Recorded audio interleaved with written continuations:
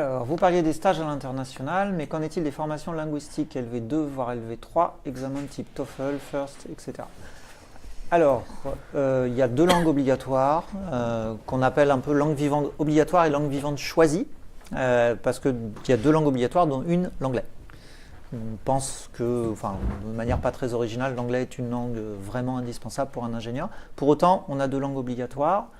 Il y en a dans les 3 années de la formation, avec des volumes qui sont variables suivant le... On essaie de renforcer les langues dites difficiles. Pour caricaturer, on pourrait dire les langues qui n'utilisent pas l'alphabet latin. D'accord, donc japonais, voilà, chinois, japonais, etc. chinois, parce qu'on considère que c'est quand même encore un peu plus dur. Ouais. Et quant aux examens, alors on a une condition de diplôme qui est le TOEIC 850. En anglais. En anglais, donc. Voilà. Pour partir à l'étranger, que ce soit en stage ou à l'université, est-ce que vous contrôlez le niveau des étudiants? Qu'est-ce que vous appelez contrôler le niveau des Est-ce que étudiants vous les à la faites sortie? partir s'ils ne savent pas parler anglais, par exemple, s'ils ne savent pas parler allemand Ça dépend des prérequis de l'université partenaire. Globalement, on considère que nos étudiants parlent anglais, normalement, sans trop de risques. Et puis après, suivant le profil de formation qu'ils vont suivre, certaines universités partenaires peuvent demander un niveau de langue supplémentaire. C'est-à-dire un niveau d'anglais supérieur à ce qu'on a demandé nous, donc là, eux de se débrouiller, voire dans certains cas un niveau de danois, chinois, Dieu sait quoi. Alors, on accueille tout de suite Alexandra. Bonjour. Tu nous as rejoint à l'instant. Tu es élève en 3e année. Alors, on parlait des langues. Quelle est ta 3e langue à toi? Tu as choisi une langue originale? Alors ma 2e langue, j'ai commencé par de l'espagnol, donc j'ai fait simple. Et j'ai réussi à passer en italien en 2e année, parce que justement, en 3e année, pardon, parce que justement je suis partie en Italie dans le cadre de mon semestre à l'international.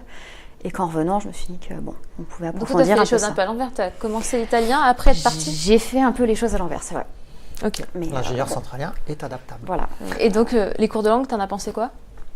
C'était la question juste avant. Tu trouves qu'ils sont bien par rapport à la prépa? Comment tu les juges? C'est totalement différent par rapport à la prépa. En prépa, bon, on prépare les concours. Une fois qu'on est en école d'ingénieur, on prépare l'entrée sur le monde du travail. Donc c'est plus la même chose, c'est plus le même objectif. Et l'avantage des cours de langue, c'est vrai que j'ai eu la chance en dernière année de pouvoir faire ce qui s'appelle le SPEP Project.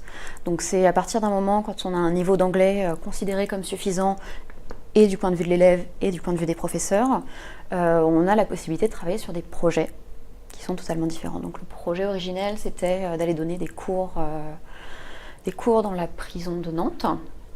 Et ça a évolué. Et si on a un projet Des qui cours nous tient, du coup d'anglais, c'est ça? alors en lien avec Ok. la littérature anglaise, avec donc cette année c'était sur les séries, certaines séries anglaises. Rien à voir Et, avec le cursus, enfin le programme ingénieur.